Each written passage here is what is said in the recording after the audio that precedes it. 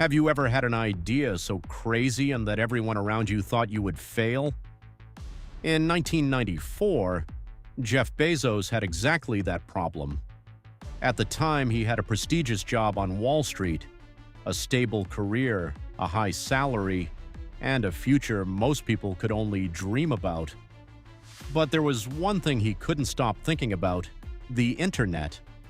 Back then, very few people understood what it would become.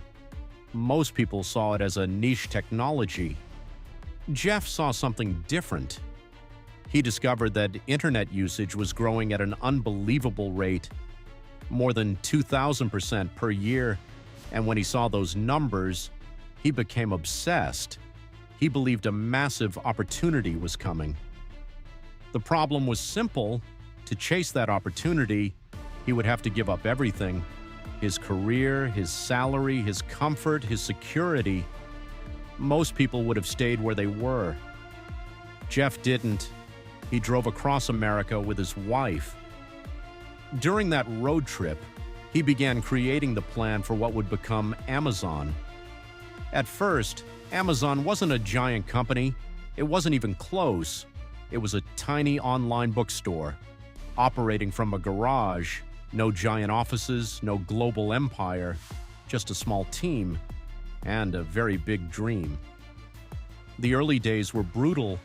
Jeff and his team packed books themselves. They worked long hours, made mistakes, faced constant uncertainty. Sometimes orders would arrive in the middle of the night, and everyone would rush to get them shipped. Every customer mattered. Every sale mattered. Every dollar mattered. But there was a bigger problem. Many people didn't trust buying things online. Today it seems normal. Back then, it seemed risky. People worried about entering their credit card information. Many believed online shopping would never become mainstream. Investors were skeptical. Experts doubted the idea. Competitors laughed. But Jeff kept moving forward. Slowly, Amazon started growing. More customers arrived, more products were added, more employees joined, and the company expanded far beyond books, music, electronics, toys, almost everything.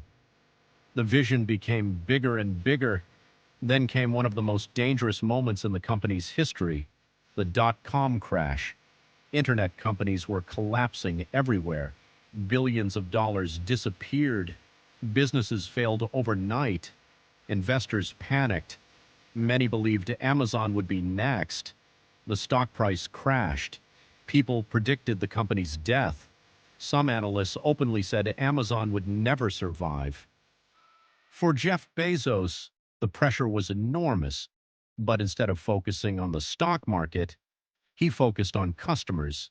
Again and again, he repeated the same principle: customer first, everything else second. That decision changed everything. While many companies chased short-term profits, Amazon invested for the future: warehouses, technology, logistics, infrastructure. Year after year, the company continued building while others were retreating. Eventually, the strategy worked.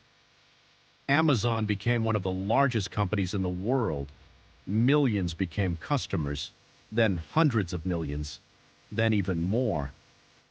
The small bookstore from a garage had become a global empire.